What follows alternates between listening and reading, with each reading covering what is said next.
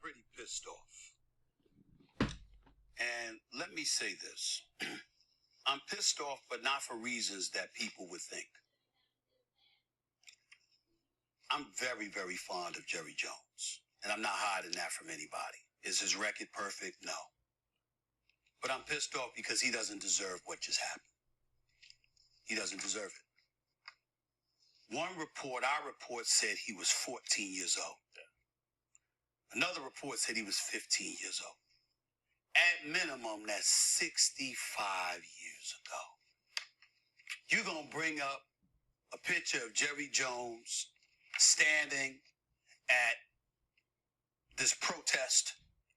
No question what was happening is not something that anybody as a black person should be appreciative about. We had 6 students at that particular North Little Rock High School that was trying to desegregate the school. No one should be okay with it. Nobody should be okay with that. Regardless of race. We understand that. We get all of that. We also understand what we as black people and as black folks, black men have to deal with. And by the way, to some degree, we still deal with a lot of things, and we all know it. Racism is alive and well. Bigotry and prejudice is alive and well. We get all of that. But you're going to bring up a photo of him when he was 14, 15 years old. 65 or 66 years ago. This is where cancer culture gets into the mix, and you're making an attempt to eradicate him, what he stands for, and all he has done. And by the way, I don't have a problem with the photo. I don't have a problem. If he was 30, 35, 40 years old, that's different. Right. 14, 15 years old. 14, 15 years old. Right. But we're going to lean on somebody when he was 14, born and raised in the South, and we're going to pick it up 66 years later to say, you know something? Yeah. You ain't hire a black coach. I think that's pretty low. I really, really do. I think that part is pretty low. If he were an adult, that would be different.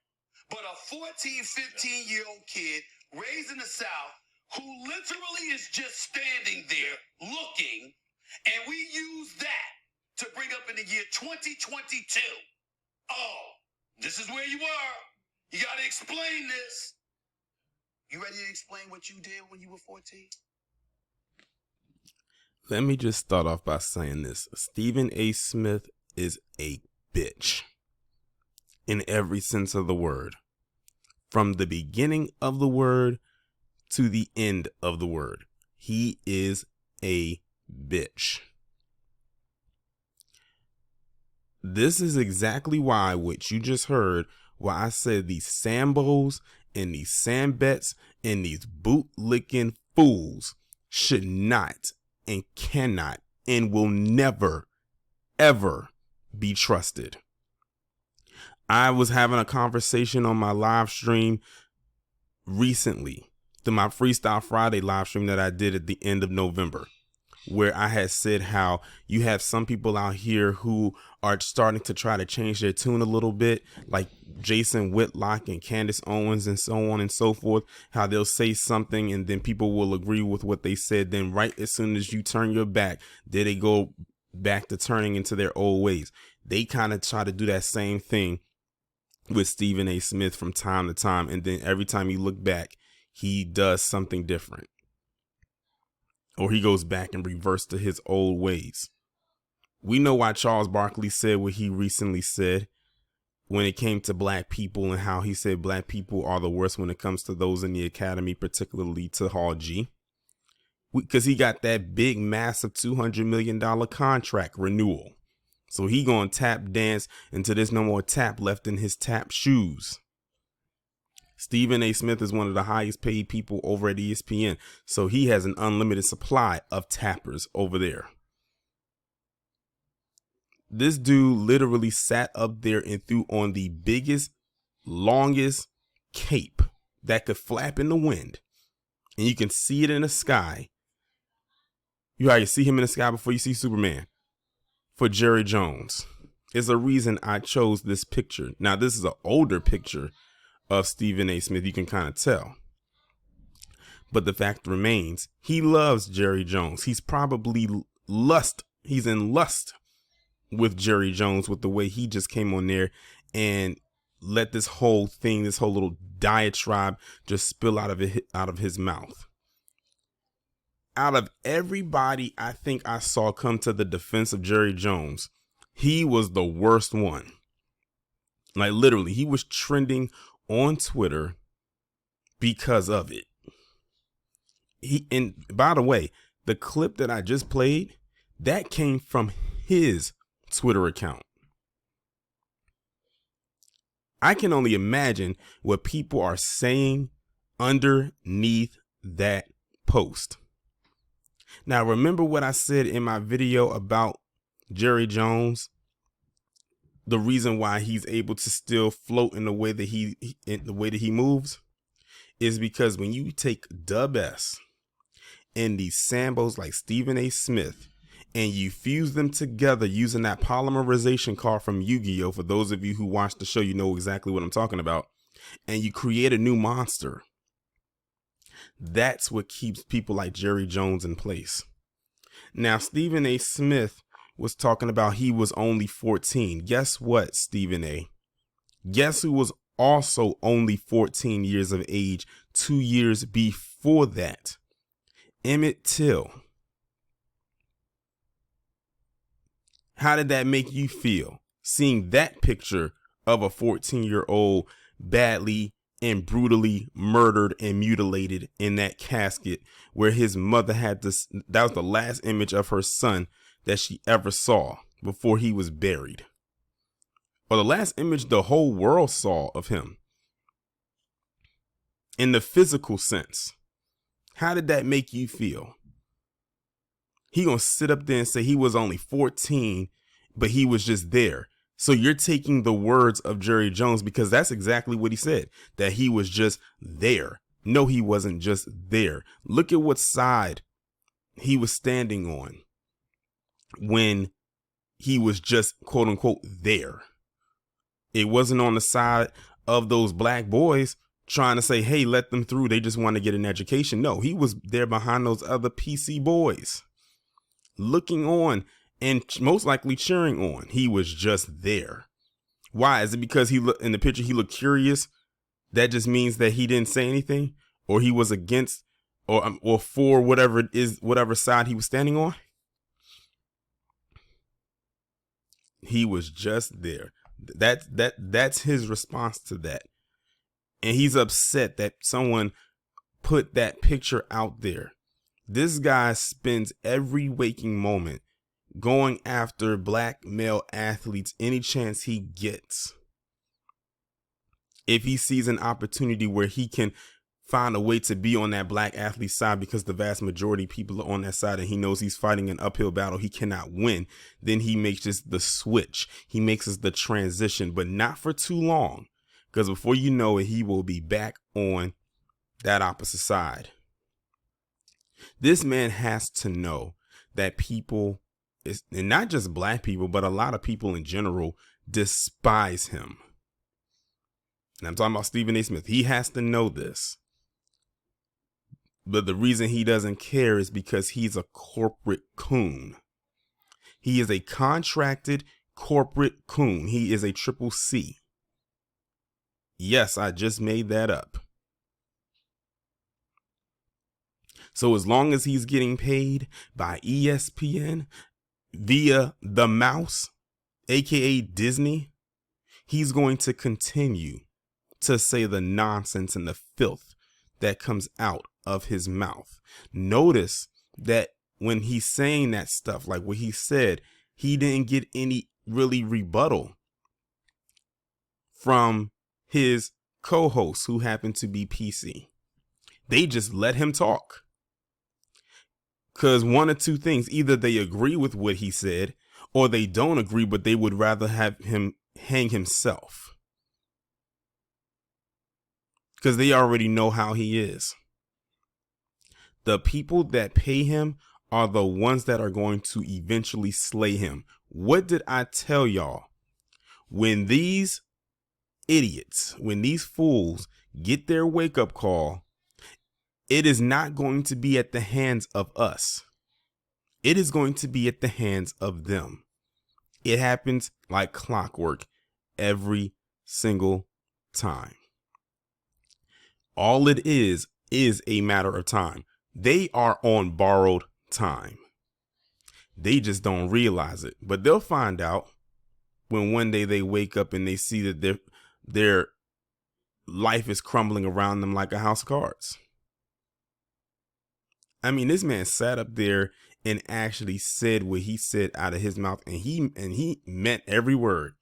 I'm not going to give him the benefit of the doubt and say that he was just playing up for the cameras. No, Stephan A for Asshole Smith meant every word that came out of his mouth in that 2.5 minute audio clip y'all just heard. Every word. We no longer giving this man the benefit of the doubt. Honestly, I never did. For the longest, we used to always compare who was worse between him and Jason Whitlock. For me, when it comes to these Sambos, I don't think I can do the comparison thing anymore of who's worse and who's not. They're all thrown into the same bag with each other. Because as far as I can tell, I can't really tell them apart. They may look different, but they all sound the same. In the beginning of the video, he says that I am pissed off, but not for reasons that people may think. I am very fond of Jerry Jones. That should already tell you right there where he was headed with this. He is very fond of Jerry Jones. Like if you go on Google, there are various pictures of them like taking pictures together. Like especially, I think it was on the one I saw floating around the most was him and Jerry Jones on Jerry Jones. I guess that's his private jet or private plane or something like that. And he's up there chuckling it up. Every picture that I pretty much saw of him and Jerry Jones, he's always smiling, showing all 32 teeth, like the Stephen from Django that he really is. Ironically, the Sambo in the movie Django Unchained's name was Stephen, and it was spelled the same way that Stephan A. Smith spells his name. The irony of it all. Then he went on to say that he doesn't deserve what's going on with him because one report said he was 14 and another one said he was 15 and that was 65 years ago. So what? So what? He was a teenager. He knew exactly what he was doing. A lot of us who are teenagers, well, when we were teenagers, were aware of the actions in which we were about to commit before we committed them. Granted, our minds are still developing, but we're still aware of what's going on. Then he tried to implement the whole thing of, do you know what you were doing at 14? Then he's trying to throw that line back into into our faces when we dare critique Jerry Jones. Stephan A. Smith, as far as I'm concerned, when it comes to this situation, is on an island by himself. Now, granted, there might have been other people, and there were other people because I was looking at the timeline when this first came out, but it was mainly regular people, like those who aren't in the public eye. So it's like, okay, whatever. But him, someone who's in the public eye and has been for years, saying what he's saying, he feels that Jerry Jones is being railroaded. Then he brought up the thing about, with the black coaches and whatnot, because there was always a thing about the black coaches. Because from what I was hearing, Jerry Jones, I believe, has been the owner of the Cowboys for like 30 something years. And I don't think that the Cowboys, and y'all can correct me if I'm wrong, has ever had a black coach. I don't think he ever had a black coach. I think I heard someone say that one of the coaches for the Cowboys in their history while Jerry Jones was the owner was his son-in-law or someone related to him in some way. And they said this person had no coaching experience. There are so many other coaches out there that could have a job working or doing the Cowboys, black or otherwise, but because that was someone related to him, he picked him. And then apparently, from what I'm also hearing with that, is that he was such a horrible coach that it's almost like their stock went down. But yeah, I heard that they never had a black coach under his ownership. Coincidence? I think not. He then went on to say that And he spoke in a tone of, how dare you, when he said, then you're going to bring up this picture and then question what's going on. Yes, we're going to question what's going on. So basically, Stephen A. Smith is trying to tell us that we shouldn't believe our own eyes and that we should not question why Jerry Jones was there. Again, we don't care if you say that he was just there. The question is, why was he there? You don't just go to a protest just to stand there and look. If you wanted to stand there and look, you could have been a bystander standing on the opposite side of the street and been an onlooker.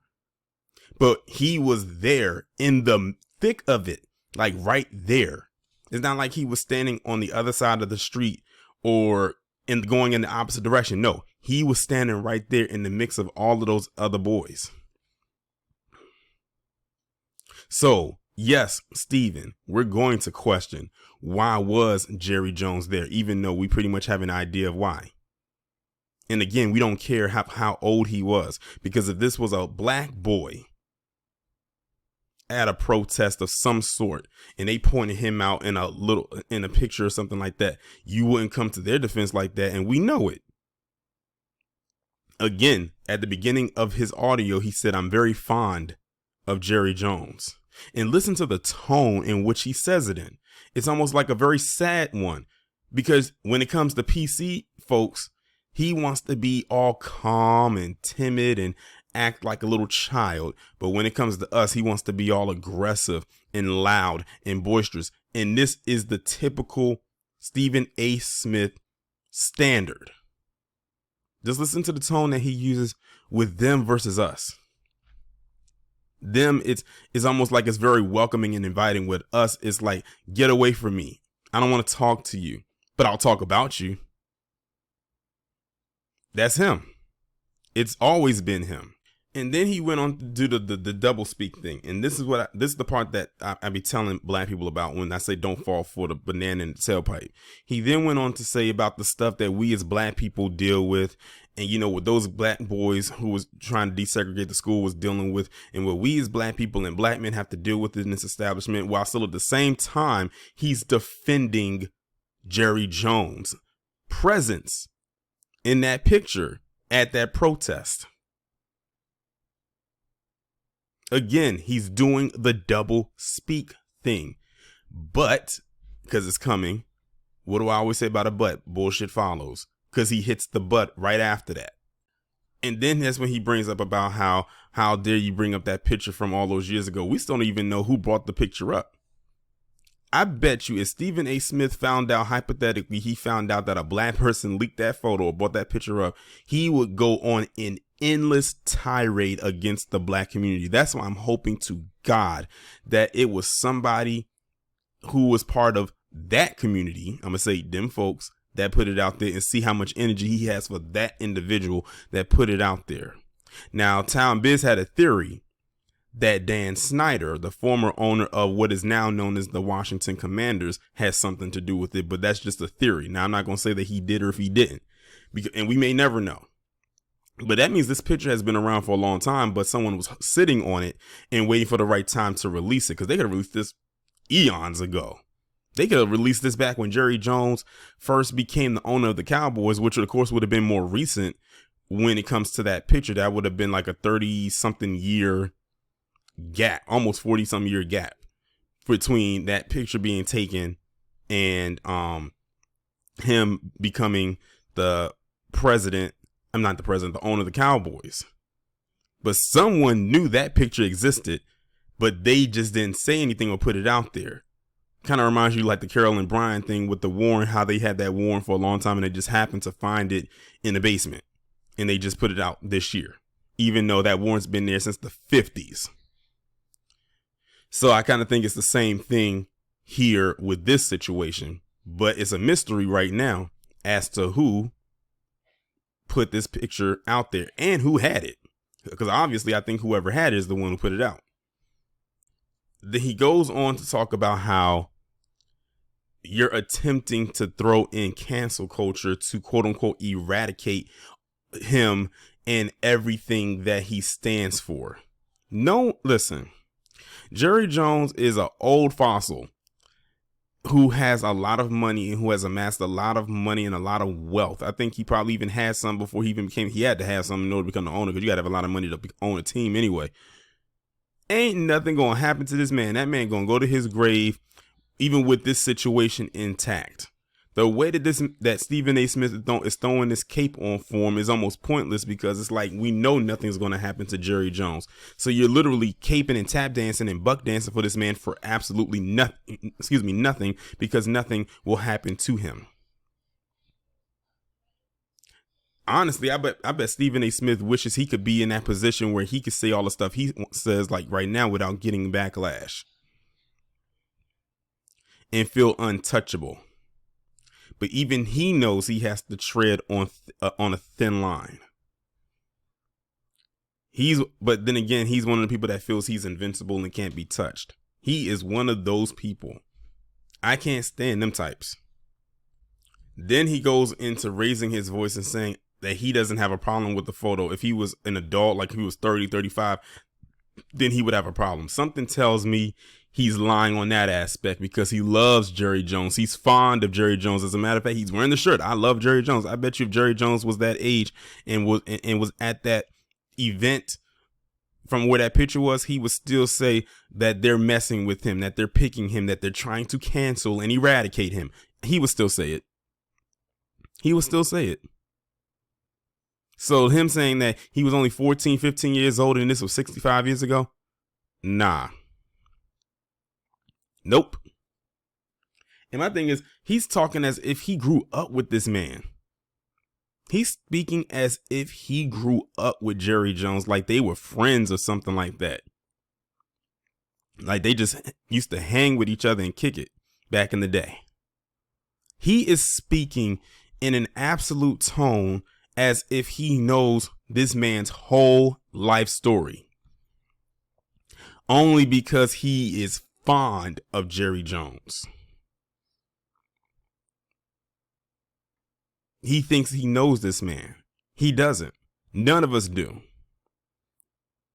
I personally don't know Stephen A. Smith, but from the outside looking in, I already know what he's about. This is a person I would not want to be in the same room with, and I don't care I wouldn't even want to be in the same building with him. That's how much of a disdain I have towards him. I could not be in the same building. If I was in a building that had 20 floors and he was on floor 20, I would say, you know what? I'm going to let him handle his business. I'll come back when he's gone. I don't care if I have to come back the next day and he's not there. I can't stand his ass. A lot of people can't. And he, like I said earlier, he has to know this. He has to know this. Then he goes on to say, are we going to really lean in on someone who was 14, 15 years old living in the South? So he basically said right there that this was typical. So, Stephen, are you saying that because this was typical in the South because of how segregation was and Jim Crow was back then, that this was typical in the South for people to show up to stuff like this, that is just okay? Let's keep in mind of the optics. This picture of Jerry Jones at 14 years old at a protest for them to try to desegregate schools, these black boys, and who knows what they were saying to him, and they could have been spitting at him too, because they did that too. Now becomes the owner of one of the biggest football franchises ever, despite how you may feel about them as a team, in one of the biggest sports leagues in the world, where the vast majority of the players are black. And another argument I'm getting tired of hearing is people saying these players need to stop complaining about stuff like this because they're rich or they're millionaires, or millionaires should not complain. That's another talking point PC in particular loves to use, especially when it comes to black people. You shouldn't be complaining. You're a millionaire. What do you know about racism? So basically what they're saying is racism goes away. White supremacy goes away. Oppression goes away when you hit a certain tax bracket. That's their mindset. They're basically saying racism and oppression and white supremacy only affects the little people. They couldn't be more wrong if they tried. And trust me, they are trying hard to be so wrong while trying to be so right. And they're not. And I have a feeling Stephen A. Smith has used that as a talking point a time or two, especially if you mention people like LeBron, because they love to bring him up. let's not forget about the stuff he said about Kyrie Irving. You know, when it came to the thing, he was so mad at, remember, he was so mad at Kyrie Irving because he didn't want to take the thing, and it was affecting him because he's a Nets fan. See, there he goes again, thinking of himself. He is a selfish individual. I don't know what his stance is on Kyrie now. He probably flipped the script as he usually does. That's why I keep saying, people, you cannot forget what these Sambos say. You almost got to keep a journal. On this day, on this date, at this time, this Sambo said this, that, and third. Document it. If you can't remember, if you don't have the memory of an elephant, document it. Put it in your phone. Do something. These fools cannot be trusted once they show you who they are the first time. And it takes a long time to reform a Sambo, especially if they have been knee deep into it, into the rhythm of it for so long. And it's a very offbeat rhythm at that.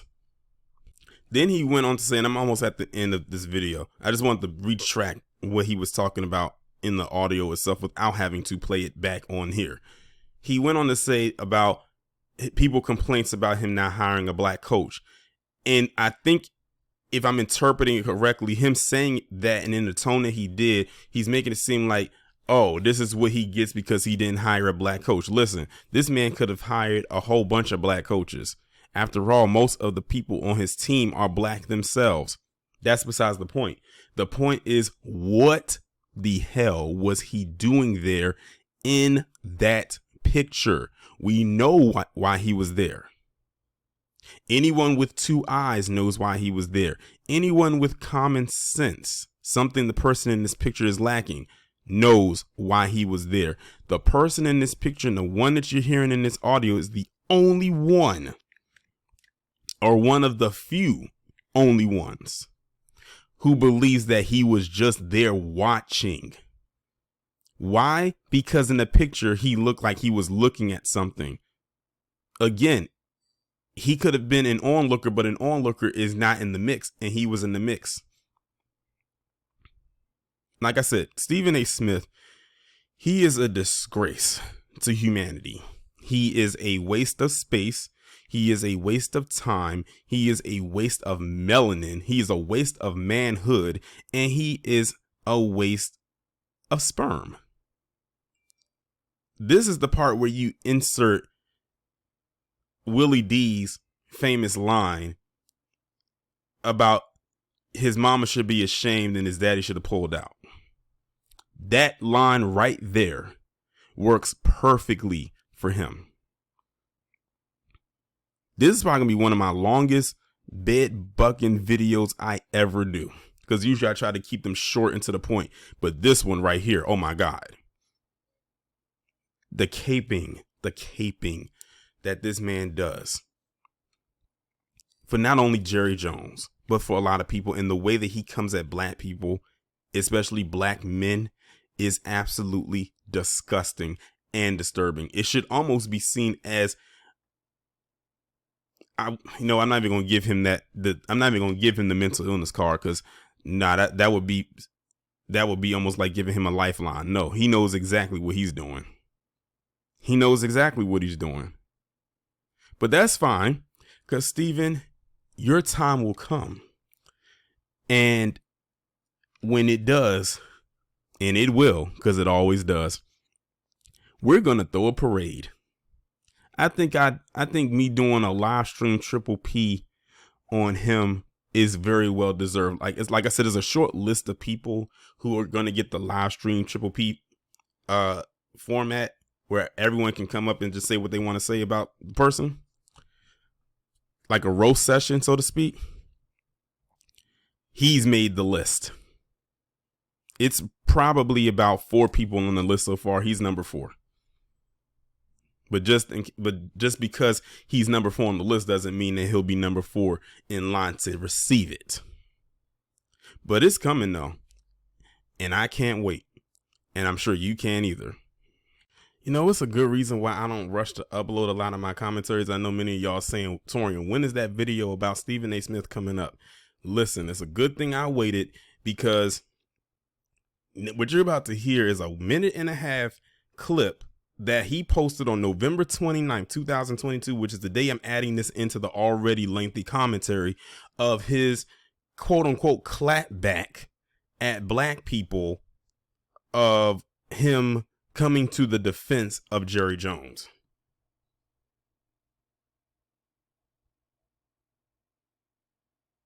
You know, last week I brought up the stuff about Jerry Jones.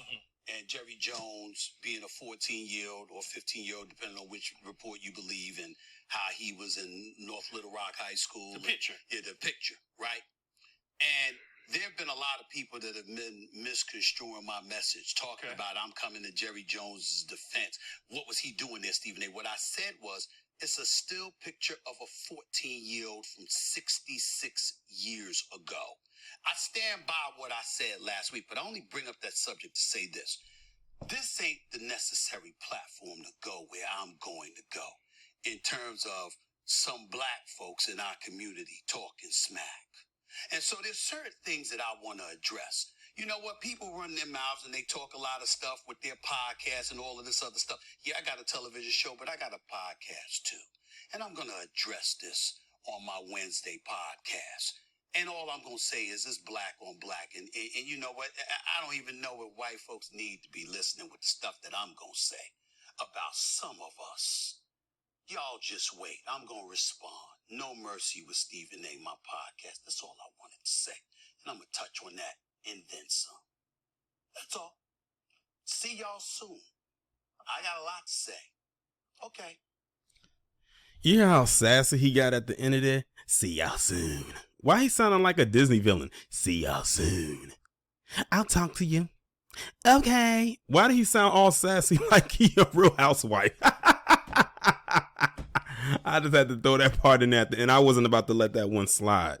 But yeah, you peep how he was like throwing shots and everything because black people been on his head, on his neck for the last week since he did this. And now he feels like he has to go into even more defense mode to come back at us. First off, I didn't even know that this fool had a podcast. And now that I know, I still don't care. I'm not going to go and listen to his little podcast to see what he has to say to black people. We know he's not going to say it to their face.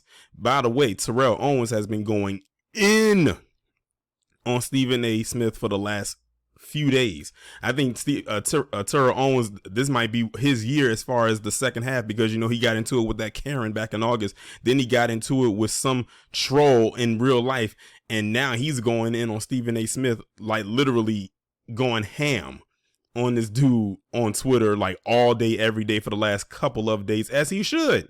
And the rest of these black athletes, former or current, should be going in on him too, especially if he always has something to say, which he never takes a day off from doing. And of course, he's still hammering down on, you know, he was 14 and 15 years old and talking about the picture and everything like that. Well, I got a question for you, Stephen A. Smith. These people were just standing there. Does that mean that they were in the right? And everybody has seen this picture before. A lot of black people have seen this picture before. But in case you haven't, this is a picture of a black man being lynched. He's handcuffed. He's being lynched right here. You just can't see his head, but he's being lynched. And you see a bunch of PC people standing around looking at him. But the obvious one is this little PC girl looking up with a full grin across her face of this black man being lynched. And I bet you it was sent as a postcard to family and friends during the holiday season. But Stephen A., they were just standing there. Are they an innocent party? That's what I'd like to know. And also, Pete, too, how this fool gave a disclaimer to PC. He gave a disclaimer to PC to possibly not tune in because of what he was about to say, as if he was going to give this severe tongue lashing to black folks. And these, I can tell these were subliminal shots that he was throwing. He didn't say any names. I don't know if he said any names in his little podcast. He probably did. I don't know. I don't care. But that's all he's going to do is say their names on the podcast. He's not going to actually go and check them in person. Because a lot of people have been literally going in on Stephen A. Smith for the longest time. And hopefully the people who always try to say, oh, Stephen A. Smith, he's just so real, he's just so raw. Hopefully y'all see exactly who he is, for what he truly is and who he always has been. We have been trying to tell people for years what this dude has been on. And now you finally see him for what he is. This guy is a low life, shuck and jiving dirtbag. And that's me putting it lightly. I think I've gotten all the cussing out literally probably within the first minute of this video, or the first couple of minutes when we went over what he said in the beginning, which led to this entire conversation right here. But this is the real Stephen A. Smith right here. I still can't get over how sassy he was at the end. I guess he's been, hopping down the yellow brick road with Dorothy Little Friends and probably Rolly Wet Yam Martin, because he's another sassy one too, and he loves to get sassy with black people as well.